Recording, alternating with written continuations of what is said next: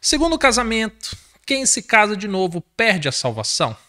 De onde que vem essa conversa? De onde que vem essa pergunta?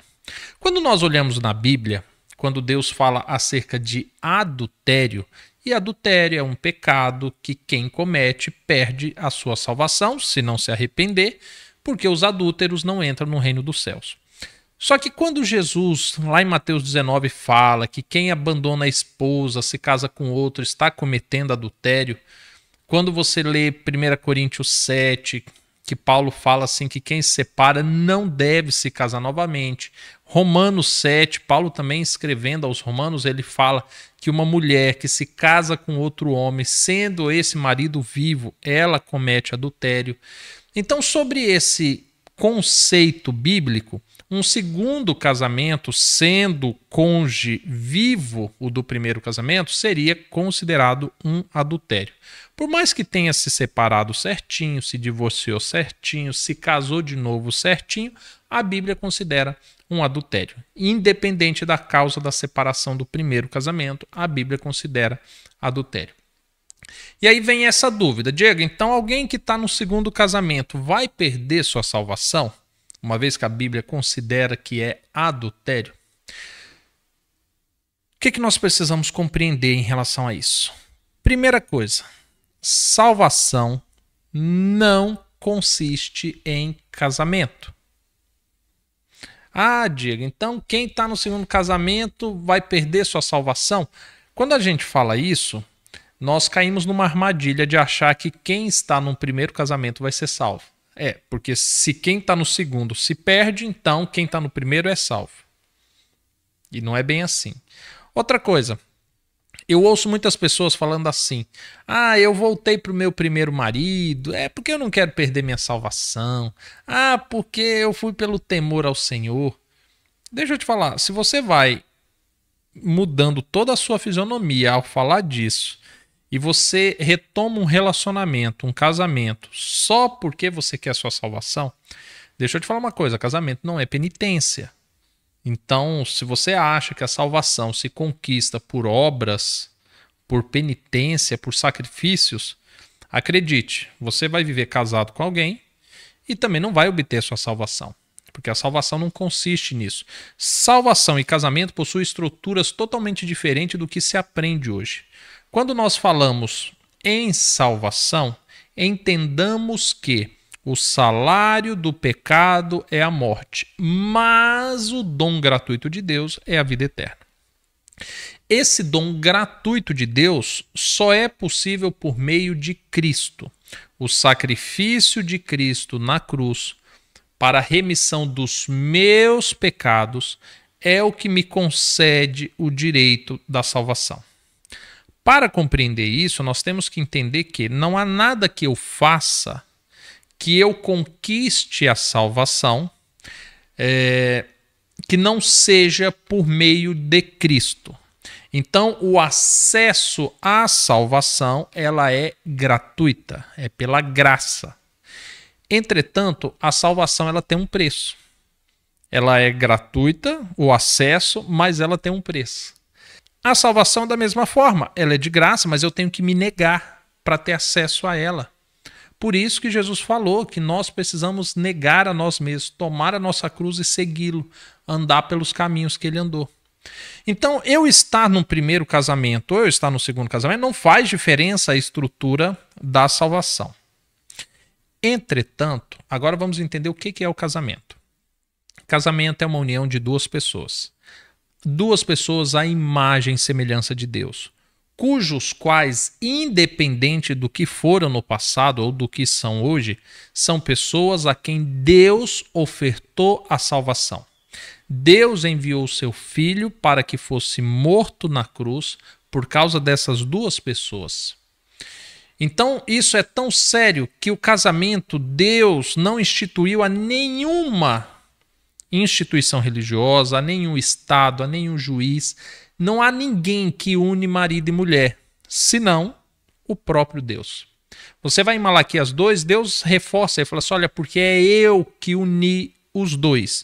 Uma só carne, um só espírito, foi eu que uni, eu que fui testemunha disso. Então note que o casamento é uma instituição que tem a participação direta de Deus. A participação direta de Deus. Aí eu vou ser um bom esposo por causa da minha mulher? Se ela é boa, é ruim? Não. Agora que eu aceitei a salvação, agora que eu nego a minha vida para viver pelo reino, agora eu não vou ser mais um bom marido por causa da minha esposa, eu vou ser por causa do Senhor. Paulo, quando vai escrever isso, ele fala para a mulher assim, mulher, seja uma boa esposa, temente ao seu marido, submissa ao seu marido, assim como ao Senhor. Ou seja, a mulher ela é uma boa esposa quando ela é uma boa serva de Deus, uma boa temente a Deus. Então agora a mulher ela vai ser uma boa esposa não é por causa do marido, é por causa da instituição na qual Deus está presente. Da mesma forma o marido vai amar a sua esposa assim como Cristo amou a igreja e deu a sua vida por ela. Ou seja, eu vou ser um bom marido, eu vou estar nessa instituição casamento, não é por causa da minha esposa e não é por causa dos meus interesses, é por causa do temor do Senhor e porque o Senhor está nessa instituição. Deste modo, quando eu rejeito uma instituição cuja qual Deus instituiu, que me envolve, para eu viver os meus desejos e os meus sonhos carnais com outra pessoa, eu simplesmente estou rejeitando o Senhor. Quero a salvação? Quero. Claro que eu quero. Mas eu não quero abrir mão daquilo que eu sonho. Diego, você poderia transmitir a programação que vai ter no Recanto para que eu assista do conforto da minha casa? Isso daí é praticamente um segundo casamento. Você quer o que está sendo ofertado de graça aqui, mas você não quer sair de onde você está. Você não quer abrir mão da sua vida para estar aqui, mas você quer as duas coisas. Entende? Em outros casos, alguém se casa uma segunda vez e fala assim, Diego, eu vou para a programação no Recanto, mas eu vou dormir num hotel na cidade, eu vou ir tomar café no melhor hotel da cidade, eu quero ir almoçar no melhor restaurante da cidade, mas eu quero participar da programação. Você está rejeitando a graça por causa dos seus desejos pessoais. E o segundo casamento é basicamente isso, é você rejeitar uma instituição que Deus criou para você, que uniu você a uma mulher, a um homem, por causa dos seus desejos, das suas ambições de um novo relacionamento. Então entendamos que o segundo ou o primeiro casamento me garante a salvação? Não, não me garante. Mas um segundo casamento é capaz de me fazer perder a salvação. Não por causa do meu marido, não por causa da minha esposa, mas porque essa instituição fere um princípio de temor ao Senhor. Essa segunda instituição, ela fere o princípio pelo qual Deus instituiu um casamento. A finalidade do casamento não é o marido e não é a esposa. Conforme Malaquias 2, Deus fala assim que o propósito do casamento é produzir piedade naqueles que estão envolvidos.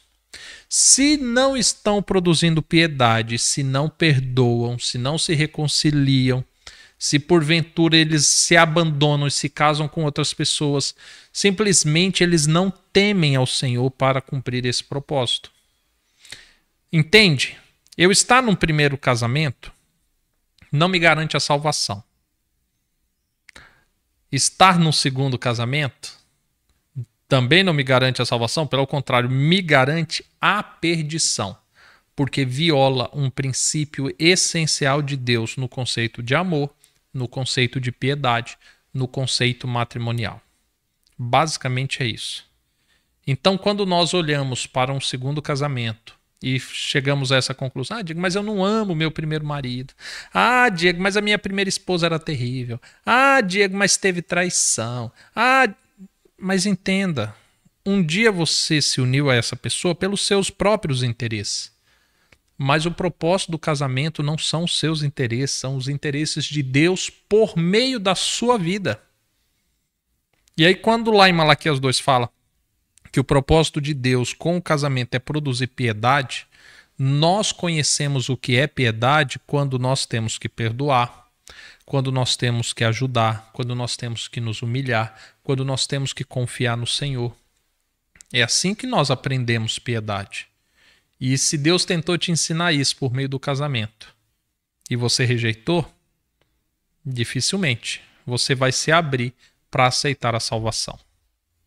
Ou seja, percebe que uma coisa é uma coisa, outra coisa é outra coisa, que uma coisa não tem nada a ver com a outra e ao mesmo tempo está tudo junto e misturado? Eu acho lindo o ministério do casamento, quando a gente entende o que de fato Deus está tentando nos ensinar. Eu acho legal quando Jesus fala, né, do perdoar 70 vezes 7. Aí há pessoas que falam assim, não, Diego, aquilo é uma linguagem simbólica. É um simbolismo, porque o 7 representa isso, porque o 70... Ei, casa! Casa! E se dispõe assim, Senhor, eu quero perdoar meu marido, minha esposa.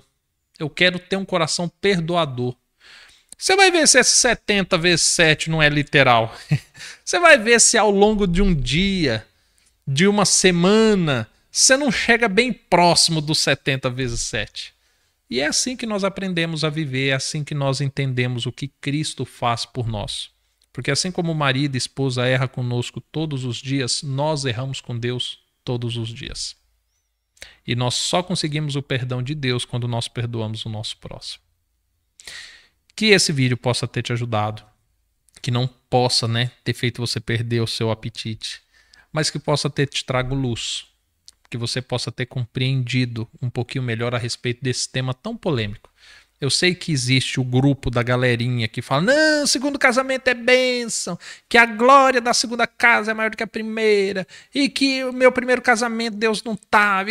Eu sei que tem essa galera, estão equivocados.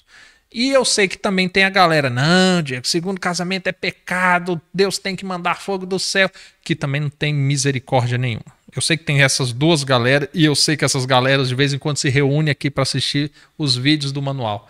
Mas a grande verdade é que Deus é longânimo, Deus é amor, Deus é misericórdia, Ele quer salvar a todos, inclusive aqueles que estão num pecado de um segundo casamento, de um adultério. Deste modo que nós entendamos que o casamento é uma instituição que nos rege pelo temor do Senhor. Nossa conduta de marido, de esposa é regido pela nossa conduta de servo do Senhor. O casamento produz frutos celestiais. E se eu estou numa instituição da qual Deus diz que é adultério, da qual Deus não se agrada, eu preciso consertar minha vida. Que Deus te abençoe. Eu espero te encontrar amanhã, na hora do almoço também, ou se não, em um próximo vídeo. Fiquem com Deus. Até mais. Tchau, tchau.